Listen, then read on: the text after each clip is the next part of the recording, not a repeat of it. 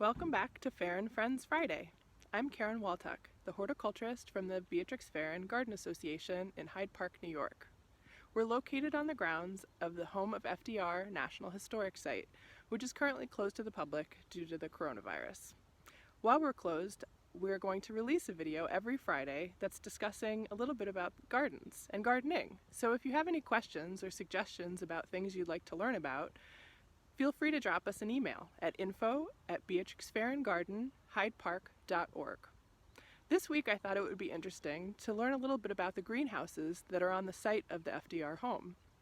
We're going to talk with Susan MacAvery, horticulturist for the National Park Service, about these historic greenhouses. We were lucky enough this winter to be invited to grow some perennials, annuals, and biennials for the Beatrix Farrand Garden, and it's been an incredible resource, and we're very excited to use it. So let's go inside and learn a little bit more about what the greenhouses are all about. Hi, I'm Susan MacAvery. I'm a horticulturist for the National Park Service at the home of Franklin D. Roosevelt National Historic Site in Hyde Park. I'm with you here at our greenhouse today, and we're very fortunate to have this building, this historic building to work in to start our plants for the gardens here at the Roosevelt estate, as well as helping out some of our partner groups in the park as well. So we're starting in my favorite little spot in the greenhouse. This we call the Germination Room. It's a really nice climate controlled environment that's really great for starting seedlings.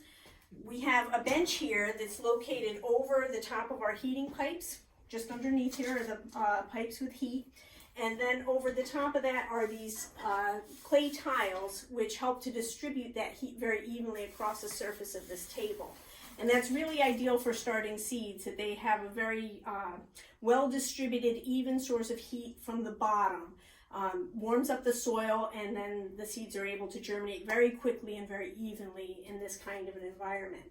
It's also, we have a wall here to the south so that we're facing north here, so it doesn't get a lot of direct sunlight. It's a little bit protected from real direct sun in here, which is also ideal and helps to keep things from drying out too quickly.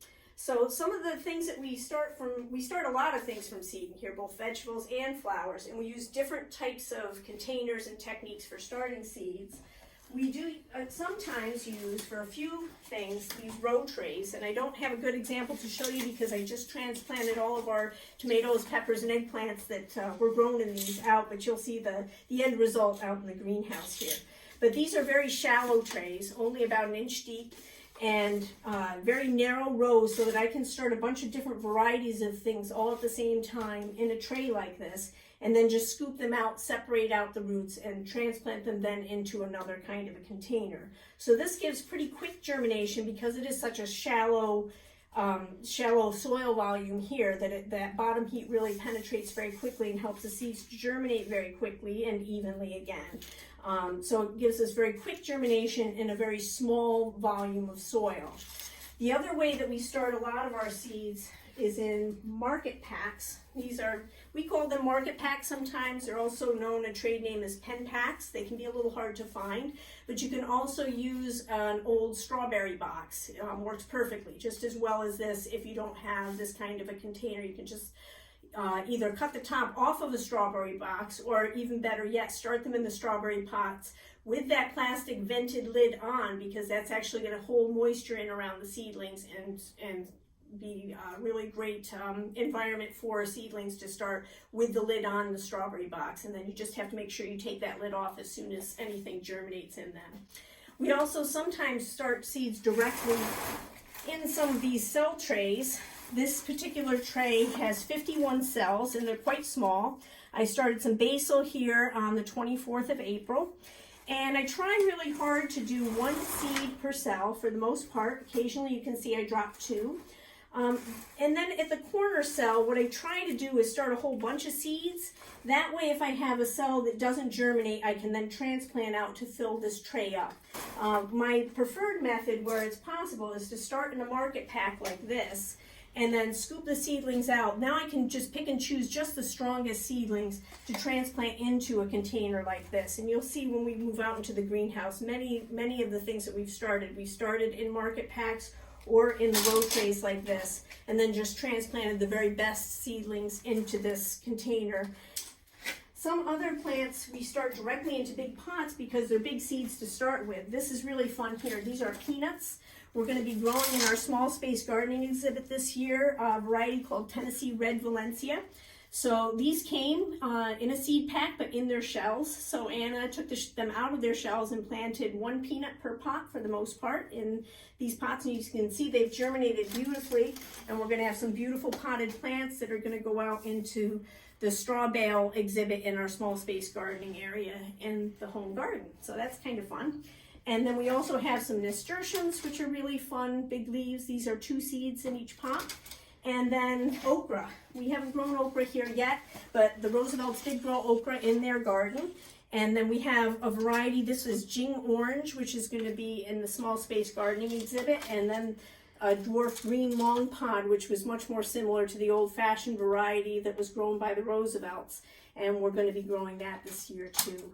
So if you've never grown okra before, even if you're not a fan of the vegetable, it's a great one to grow just for ornamental reasons. It has a beautiful big hibiscus-like flower and gorgeous finger-like foliage. It's really a lovely plant. So it has both culinary and ornamental value. So a neat one to grow. Okay, so here we have some of the plants that were germinated in the germination room and they're ready for transplanting. This is a variety of purple basil that we're growing for the small space gardening exhibit. Very pretty color foliage here. And then just a few fun things to point out along the way. We're starting some castor beans for going out at the gravesite this year. So really fun, great big seed leaves. The true leaves are just starting here, but these are another one that we started directly in the pots. And then we have just a variety of different ornamentals here. I'm going to show you a hibiscus that we started from seed here. This is Hibiscus Mahogany Splendor, and it does flower, but usually not right away. And it's really not grown so much for the flowers as it is for this really gorgeous foliage. It looks a lot like a Japanese maple foliage, but very pretty foliage plant here that will be out in at the gravesite this year. And we also did some from cuttings that I'll show you as we get into the next greenhouse. And that just tells you that we can start seeds, or we can start plants from different methods. And certainly planting seeds is one. And the other method that we use quite frequently is to take cuttings from a larger plant and then root those cuttings and plant them as individual plants in the garden. So these are Hibiscus Mahogany Splendor that were started from seed this year. And you can see that they still have their little seed leaves on here, and then there's true leaves now. They've grown quite a few true leaves, but they're really filling out these pots beautifully. A lot of roots already growing through the bottom of the pot. These are really ready to move up to a larger size pot before they go out into the garden here. I also wanted to show you that we had just one plant out in the garden last year, and we decided it would be a fun project to take cuttings of this plant. So we had several long stems of the hibiscus last year, and we cut off pieces of the stems and removed the lower leaves, made sure that we had a node where the leaf is attached that went down into the soil. We dipped them in a little bit of rooting hormone, and the plants very quickly rooted into the soil medium that we were starting them in. So these plants actually stayed over the winter here in the greenhouse. They've grown beautifully. We had to battle some aphids on them because whenever you bring things in from out in the garden, that's always one big danger, is that you might not just be bringing the plant in, you may be bringing some pests along with it. So these cuttings have been sprayed periodically with insecticidal soap to try to control the aphid problem. That's particularly dangerous in a greenhouse like this where we have so many other plants. We wouldn't want those aphids to spread onto our other plants. So this we only do very cautiously, and we have to really watch them carefully to make sure we don't have pest problems that continue. But it's kind of fun to see that you can start this same plant, 2 different methods. Both worked very easily. They grew from seed much more easily than what I had recalled. Almost all of our seeds germinated, or rooting cuttings was also very easy with this plant as well. Behind me are some historic plants that we have here at the site. These are Sago Palms, which are not truly palms at all. They're cycads in a different family altogether, very ancient kind of a plant, but they were very popular in Roosevelt's era. And Sarah Roosevelt had 4 of them delivered for her first of these that were housed and positioned on the porch outside of the mansion, Springwood. And these are the progeny, these are the offspring of Sarah Roosevelt's original 4 palms. And we're actually working now on rooting more of the little pups off of these so that we have some younger, more better proportioned plants for the size of their containers here to be going out onto the porch next year. So on this bench we've have a lot of the vegetable plants that I transplanted out of those long skinny row trays. So there are some eggplants up here. These were the first to come out, and you can see how well established they've become in their new containers. And then tomatoes that I went directly from the row tray into a small pot here. And these will grow very quickly and be ready to go out in the garden in just a couple of weeks. And then we've also been potting up some plants into older containers or reusable plastic containers. So here you can see these are just some yogurt containers that were saved. We punched holes in the bottom of them and potted up some of our extra plants, some of our peppers here, which are going to go to Dutchess Outreach for the community gardens there. So you don't necessarily have to have the same kinds of materials that we have here in the greenhouse. As I mentioned, the strawberry boxes are great for starting seeds, and you can always transplant into a container, an old plastic yogurt container or something of a similar size if you don't have commercial pots for you to use at home. Okay, so the next thing I wanted to show you today is that it's lovely to have flowers in the greenhouse. These are a New Guinea impatiens, sun patience, so they'll grow even out in full sun. For an impatiens, that can be unusual and kind of a good feature. But the flowers are lovely, but flowers are not really what we want to have in a greenhouse where we're really trying to propagate a lot of plants and grow a healthy crop of plants. And the reason is that the flowers can attract insects. Sometimes that's good to have insects attracted if you're trying to attract pollinators, but it also can attract some of the insect pests like thrips and aphids and whiteflies. So we really don't want to have a lot of flowers on the plants. The other thing that can happen is as those flowers die and they fall on the surface of the foliage or down into the pot, they can start to decay, and the fungi that grow on the decaying flowers can then infect the plant and actually cause some disease problems on the plant. So flowers on the plant in the greenhouse in general is not really what we're looking for in a production greenhouse. So we'll take a pair of snips here and actually go in and snip off the flowers. And then if I have time, I'll even take some of these buds so that I don't have to get these as they open up either. And it leaves me with a very clean plant, and also the plant now is focusing all of its energy on root and leaf production rather than putting a lot of energy into producing flowers. And then the purpose of flowers in the first place is to produce seeds for the plant. So if it's putting energy into seed production, it's less energy that's going into the rest of the plant. So for now, focus is on roots and leaves. Some of the plants we don't start ourselves from seed. We actually get in plugs or containers with little teeny tiny cells of either seedlings or cuttings that are grown by another grower and then shipped to us.